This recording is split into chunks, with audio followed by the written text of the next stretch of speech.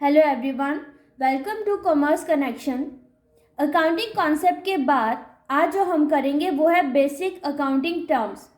जब आगे के चैप्टर्स आप करोगे तो आपको ये टर्म्स बार बार रिपीट होंगी, तो उन टर्म्स को अगर अभी समझ लिया जाए तो आगे जाके आपको उसको प्रॉब्लम नहीं होगी समझने में। तो हम स्टार्ट करते हैं बिजनेस ट्रांजैक्शंस के साथ। देखो, जब भी आपको मैंने फर्स्ट अकाउंटिंग कॉन्सेप्ट करा रही थी, जहाँ पे रिकॉर्डिंग वाला जो फर्स्ट स्टेप आता है उसमें क्या था कि जो भी बिजनेस ट्रांजैक्शंस हैं उसमें से फाइनेंशियल कैरेक्टर की ट्रांजैक्शंस को ही रिकॉर्ड किया जाता है। तो आखिर ये होती क्या है ट्रांजैक्शन, किसे कहा जाता है ट्रांजैक्शन, कौन सी ट्रांजैक्शंस परफॉर्म की जाती है बिजनेस में। तो आप देखोगे कि कोई भी बिजनेस स्टार्ट करने के लिए two types of activities perform की जाती हैं। एक होती है इकोनॉमिक एक्टिविटीज़ और दूसरी होती है non economic activities. Economic activities जो किसमें डील करती है, मनी में डील करती है, जहाँ पे आपको कोई नंबर देखने को ज़रूर मिलेगा, एक अमाउंट देखने को ज़रूर मिलेगी, उसे ही कहा जाता है इकोनॉमिक एक्टिविटी। ये इन टर्म्स ऑफ मनी होती है, यहाँ पर आपको मनी देखने को मिलेगी।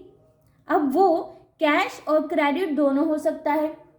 ज़रूरी नहीं है कि अगर आप गुड्स को सोल्ड कर रहे हो, क्रेडिट पे बेच रहे हो एक उधार पर, तो इसका मतलब ये नहीं कि वो फाइनेंशियल ट्रांजैक्शन नहीं है, वो भी फाइनेंशियल ट्रांजैक्शन है।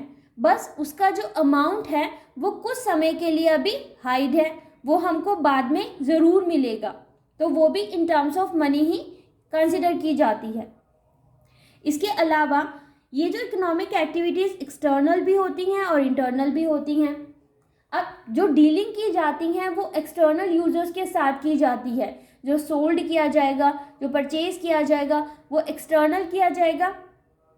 ऐसे ही जब हम अकाउंटिंग करते हैं तो इंटरनल भी की जाती है, जहाँ पे बुक कीपिंग का कॉन्सेप्ट आता है। ये मैं आपको ऑलरेडी करा चुकी थी कि बुक कीपिंग, अकाउंटिंग और अकाउंटेंसी में डिफरेंस क्या होता है। ये तीनों चीज़ें अलग अलग हैं। तो बुक कीपिंग जो स्मॉल ट्रांजैक्शंस तक ही लिमिट करता है, इसी में ही पैटी कैश भी आ जाता है। अब पैटी कैश क्या, जो बिजनेस डेली यूज़ के लिए यूज़ करती हैं, टर्म जैसे स्टेशनरी यूज़ कर लिया या कुछ स्पेयर पार्ट्स हो गए जिनमें डीलिंग चलती रहती हैं। तो ये जो इकोनॉमिक एक्टिविटीज़ हैं वो इंटरनल भी होंगी और एक्सटर्नल भी होंगी। इसके अलावा change in the financial position of the firm, जो ये इकोनॉमिक एक्टिविटीज़ की जाएंगी ये कंपनी की फाइनेंशियल पोजीशन में चेंज ज़रूर लेकर आएगी। अब वो पॉजिटिव है या नेगेटिव होगा वो डिपेंड करेगा कि किस टाइप की ट्रांजैक्शंस हो रही हैं। क्या वो ट्रांजैक्शंस जो हो रही हैं, जो सेल परचेज हो रहा है, वो प्रॉफिट लेके आ रहा है या वो लॉस लेके आ रहा है। पर है तो सब फाइनेंशियल ट्रांजैक्शन ही, सब डीलिंग तो फाइनेंस में ही कर रहे हैं। यहाँ पर मनी ही है जो प्रॉफिट में भी हो सकती है, सरप्लस भी हो सकती है और लॉस भी हो सकती है, जो डेफिसिट में भी आ सकता है। ये बिल्कुल वैसे ही है जैसे हमारा पूरा नेशन, अगर हम इंडिया की बात करें तो हम उसकी जब इकोनॉमी को चेक करते हैं, जीडीपी ग्रोथ को चेक करते हैं, कितना सरप्लस में जा रहा है, कितना डेफिसिट हो रहा है, तो ये सब चीज़ें भी क्या है, इकोनॉमिक एक्टिविटीज़ ही तो है। तो बिजनेस के अंदर भी जो इकोनॉमिक एक्टिविटीज़ हैं वो टर्म्स ऑफ मनी होता है। दूसरी तरफ नॉन इकोनॉमिक एक्टिविटीज़ भी परफॉर्म करती है। अब आपको पता है कि बिजनेस सिर्फ और सिर्फ प्रॉफिट के लिए काम नहीं कर सकती। बिजनेस को अपनी जो सराउंडिंग्स हैं, यानी कि एक तरह से सोशल एक्टिविटी को भी परफॉर्म करना पड़ेगा, सोशल रिस्पॉन्सिबिलिटी वाले लॉज को भी फुलफिल करना पड़ेगा। सिर्फ वो अपना अपना प्रॉफिट देखकर आगे नहीं बढ़ सकती। उनको जो भी रूल्स बनाए गए हैं कि किस तरीके से वो सोशल एनवायरनमेंट को ध्यान में रखते हुए काम करेगी, तो वो भी फुलफिल करना होगा।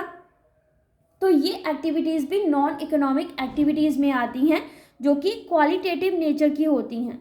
अब वो सोशल हो या फिर जैसे हम एम्प्लॉयज़ के साथ डील करते हैं, उनके साथ प्रॉब्लम्स हो गई तो वो स्ट्राइक कर देंगे, या फिर बहुत अच्छा बिजनेस चल रहा है हम उनको नॉन मॉनेटरी इंसेंटिव्स दे देते हैं, अगर तो मॉनेटरी देते हैं तो अगेन वो इकोनॉमिक एक्टिविटीज़ में आ जाएगा।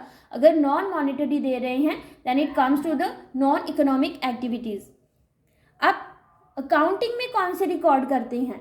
पहला ही स्टेप होता है कि हम रिकॉर्ड करते हैं सिर्फ फाइनेंशियल ट्रांजैक्शन।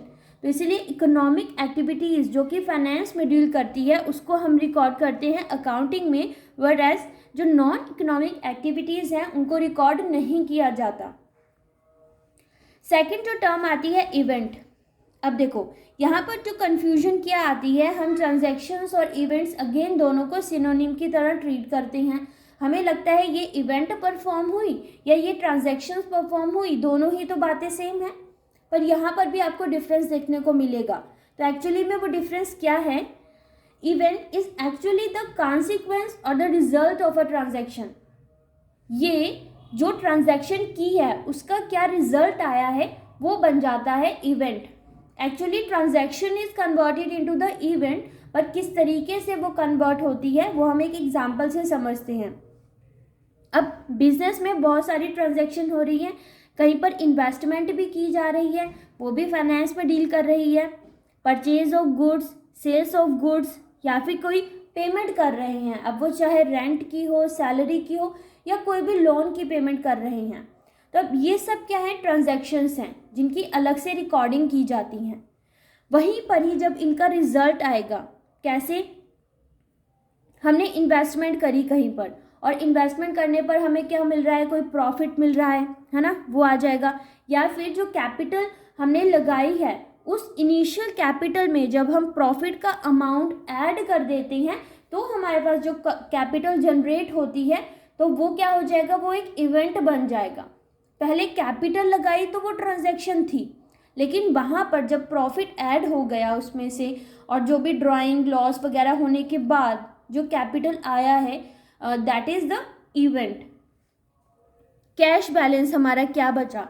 अब कैश लगाना और कैश बाकी सारा कुछ होने के बाद जो कैश का अमाउंट बचा है, यानी कि बैलेंस शीट में जो लास्ट में हमारे पास टर्म्स आई हैं, आइटम्स आए हैं, that is event. Closing inventory, stock purchase करने के बाद हमने उनको सेल भी करा है, कुछ फिनिश्ड गुड्स में थी, कुछ वर्क इन प्रोग्रेस थी, उसके बाद लास्ट में जो क्लोजिंग स्टॉक बचा है वो क्या बन जाएगा? इवेंट बन जाएगा। तो स्टॉक को परचेज करना is transaction, but when it comes to the closing inventory then it becomes event, वो एक इवेंट हो जाता है। तो आई होप आपको इन दोनों चीज़ों में डिफरेंस पता चल गया होगा। नेक्स्ट हम आपको देखने को मिलेगी बार बार account. This account cash account है, ये परचेज रिटर्न अकाउंट है, सेल्स अकाउंट है। तो एक्चुअली में अकाउंट होता क्या है? और अकाउंटिंग में भी अकाउंट आ रहा है तो वो अकाउंट है क्या? तो an account is a record of all business transactions relating to a particular person और अ आइटम।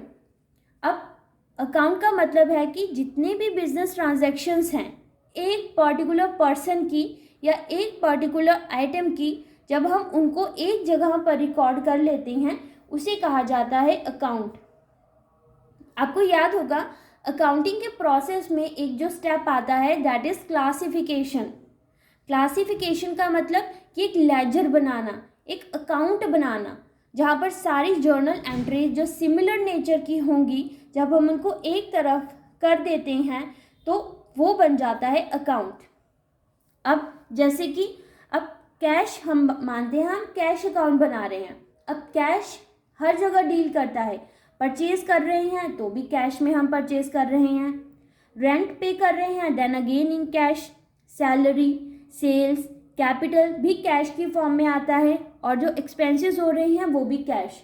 तो जब ये सिमिलर नेचर के आइटम्स हो गए जो कैश में डील कर रहे हैं तो ये सब आ जाएंगे कैश अकाउंट में। और जो कैश जो भी अकाउंट बनता है वो टी फॉर्म में बनता है, यानी कि एक साइड होगा डेबिट और एक साइड होगा क्रेडिट।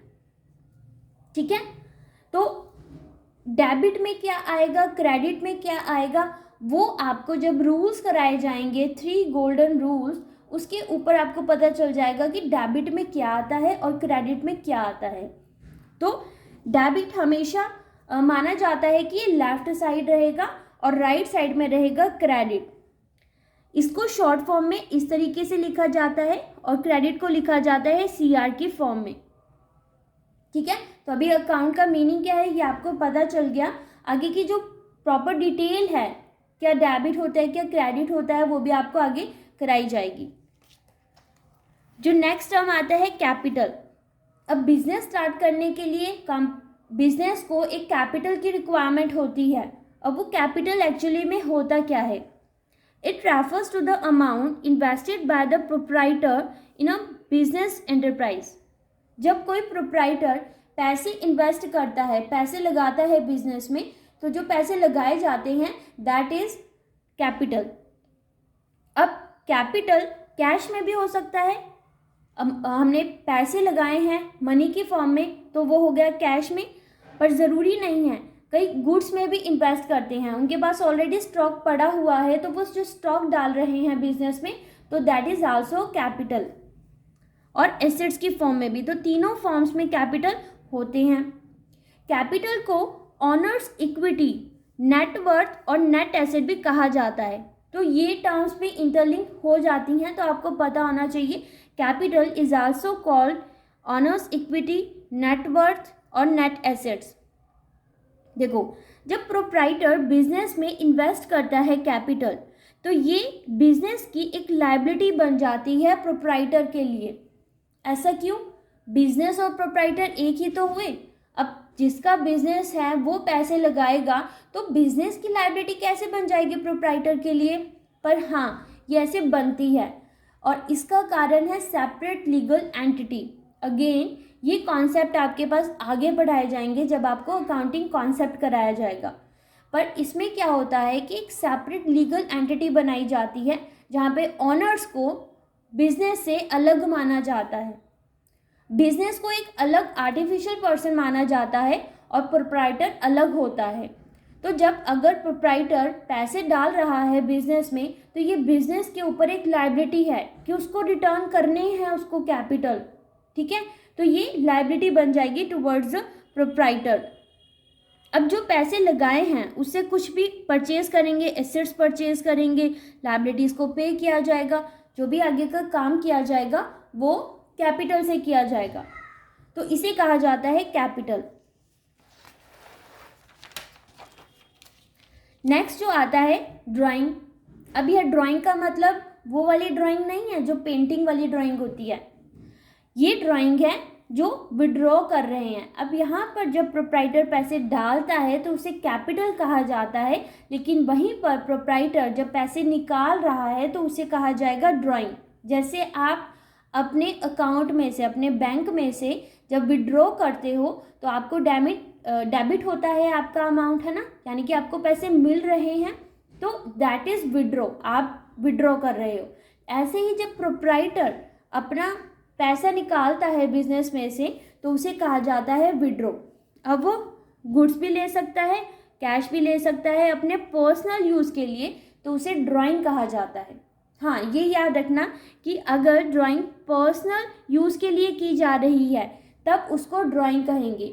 अगर वो बिजनेस की पर्पस के लिए ही कर रहे हैं then it is not called drawing, उसको ड्राइंग नहीं कहा जाएगा। ठीक है, वो सिर्फ कैपिटल विड्रॉ किया है तो हम उसको सिंपली कैपिटल विड्रॉन से ही टर्म को यूज़ करेंगे, पर जब अगर पर्सनल यूज़ के लिए किया जा रहा है then it is called drawing. अब कैपिटल आने पर उसमें से जब ड्राइंग जा रही है तो कैपिटल में से वो ड्राइंग्स को लेस किया जाएगा, देन जो हमारे पास कैपिटल बचेगा वो क्या हो जाएगा? वो एक इवेंट होगा या ट्रांजैक्शन होगी? बिल्कुल सही, वो एक इवेंट होगा, क्योंकि उस इनिशियल कैपिटल में से ड्राइंग कम हुई है और अब जो कैपिटल बचा है दैट इज इवेंट। अब लायबिलिटी क्या है? अगेन अब लायबिलिटी टर्म भी आई थी हमारे पास, तो लायबिलिटी होता क्या है? लायबिलिटी का मतलब है कि जब, अब देखो, प्रोप्राइटर ने बिजनेस में इन्वेस्ट करा, देन एक बात तो हमें पता चल गई कि ये बिजनेस की लायबिलिटी बन गई टुवर्ड्स द प्रोप्राइटर, तो ये तो हो गई इंटरनल लायबिलिटी, क्योंकि चलो अपना ही बंदा है, हमारे पास पैसे डाले हैं, बिजनेस सोच रहा है कि चलो पैसे डाले हैं हम दे देंगे पैसे, अपना ही बंदा है, तो this is the internal liability. लेकिन वहीं पर बिजनेस को सिर्फ और सिर्फ प्रोप्राइटर के पैसों से ही तो सब कुछ नहीं होगा ना। अब इतना लंबा सरवाइव करना है तो उनको बाहर से भी फाइनेंस की ज़रूरत पड़ेगी। किससे? बैंक से चाहिए, क्रेडिटर, सप्लायर्स, फाइनेंशियल इंस्टीट्यूशंस। जब इन सब से लोन लिए जाएंगे, बैंक ओवरड्राफ्ट होगा, तो वो क्या बन जाएगी? वो एक्सटर्नल लायबिलिटी हो जाएगी, क्योंकि बिजनेस को वो आउटसाइडर्स को देना पड़ेगा, रिटर्न करना पड़ेगा विद इंटरेस्ट के साथ। That is external liabilities. अब एक्सटर्नल लायबिलिटीज भी 2 टाइप्स की होंगी, non current liabilities and current liabilities. Non current liabilities कौन सी होंगी? नॉन करंट लायबिलिटीज को लॉन्ग टर्म लायबिलिटीज कहा जाता है, जो मोर देन 1 ईयर की होगी। यानी कि आपने इतना बड़ा लोन ले लिया है जो 1 ईयर से अबव का है, जहाँ पे आपको 1 साल बाद उसको रिटर्न करना है ना, तो वो लॉन्ग टर्म लायबिलिटीज़ में आ जाएगा।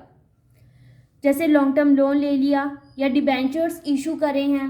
अभी डिबेंचर्स क्या हैं वो आपको आगे समझ आ जाएगा, बस आपको बेसिक टर्म याद रखनी है कि अगर नॉन करंट लायबिलिटीज़ कहीं लिखा है तो इसका अगर नॉन करंट लायबिलिटीज़ लिखा है then it is more than 1 year, यानी कि लॉन्ग टर्म लायबिलिटीज़ हैं।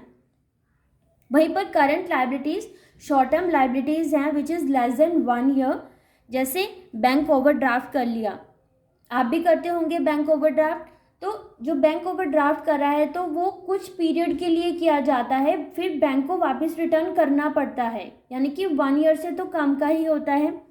ऐसे ही शॉर्ट टर्म लोन्स ले लिए। बिल्स पेबल है, बिल की पेमेंट करनी है, वो 3 मंथ की है, 4 मंथ की है, तब वो आ जाएगी शॉर्ट टर्म लायबिलिटीज़ में, that is called current liabilities. तो आज हम सिर्फ इतने ही टर्म्स करेंगे। आगे बेसिक टर्म्स को और अच्छे से एकदम क्रिस्टल क्लियर तरीके से समझने के लिए हम आगे आएंगे आपके पास। तो थैंक यू।